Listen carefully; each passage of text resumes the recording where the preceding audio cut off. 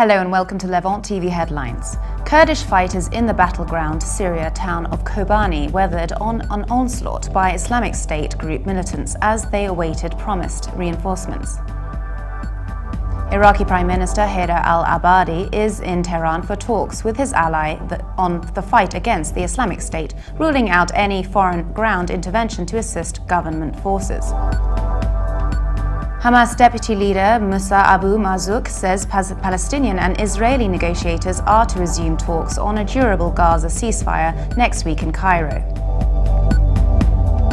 Turkey has launched a new operation to arrest 18 senior police figures suspected of involvement in illegal eavesdropping on senior officials, including President Recep Tayyip Erdogan. And Hong Kong authorities and pro-democracy protest leaders have sat down for talks aimed at ending weeks of rallies on the same day the city's leader ruled out democratic reforms. Now let's take a look at the top headlines in today's newspapers in the Middle East.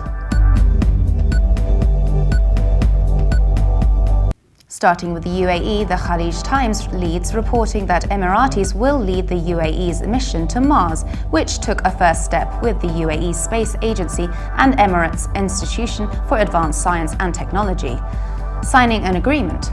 The paper also reports that Turkey says it would allow Iraqi Kurdish fighters to reinforce fellow Kurds in the Syrian town of Kobani, while the United States airdropped arms for the first time. From Lebanon, the Daily Star leads reporting on his second trip to the Bekaa Valley. In less than a week, Hezbollah leader Saeed Hassan Nasrallah has dared Islamist militants on the border to die of cold or retreat. The paper also reports that 2 men were arrested as part of Lebanese army measures to crack down on gunmen following repeated attacks on the military in the northern part of the country. The Egypt Independent reports that Sheriff Khaled, managing director of Falcon Security Company, says he has received death threats from some people in Egypt, Qatar, Turkey and Morocco after discovering that someone published his information and phone numbers on social media platforms. The paper also reports that Mohammed Shireen Fahmy, a judge delegated from Cairo Appeal Court, has referred 60 judges to disciplinary board, demanding their dismissal after investigations showed for support for the Muslim Brotherhood. Now let's take a look at the top Middle East headlines from the UK papers. The Guardian leads its Middle East news reporting that an Australian teenage runaway has appeared in an Islamic State video telling the Prime Minister, Tony Abbott, jihadists will not stop until the notorious black flag of ISIS is flying above every nation. The paper says in a video posted on YouTube, the speaker, believed to be 17-year-old Abdullah El-Mir from Bankstown in Sydney's southwest, warns Western leaders of the terror group's resolve.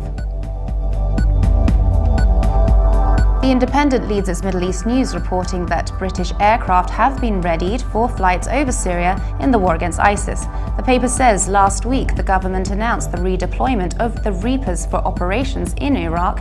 However, senior Whitehall sources have disclosed that they would be operating in Syria as well, initially for surveillance, but also in an attack capacity if authorization is given. And the Telegraph reports that Turkey has bowed to pressure to allow Kurdish forces sent from neighbouring Iraq to cross its border and reinforce the defence of the besieged town of Kobani. The paper says the decision was part of what was most likely a deal with the Americans, who dropped arms to the Kurdish forces at the same time. Now let's take a look at the top Middle East headlines in international papers.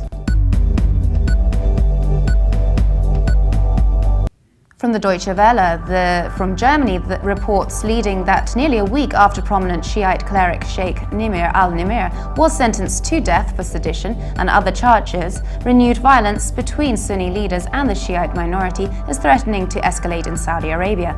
The paper adds that following the sentence, unknown gunmen attacked a police patrol in this country's restive eastern provinces. And finally, China's Global Times reports that Lebanon's health minister, Wael Abu Farour, has cautioned that his country is at a high risk for the deadly Ebola virus, but added that a set of measures to prevent the disease from entering the country has been adopted by the ministry. That was it for today. For more updates, please visit levant.tv. Thanks for watching. Be sure to join us again tomorrow. Bye for now.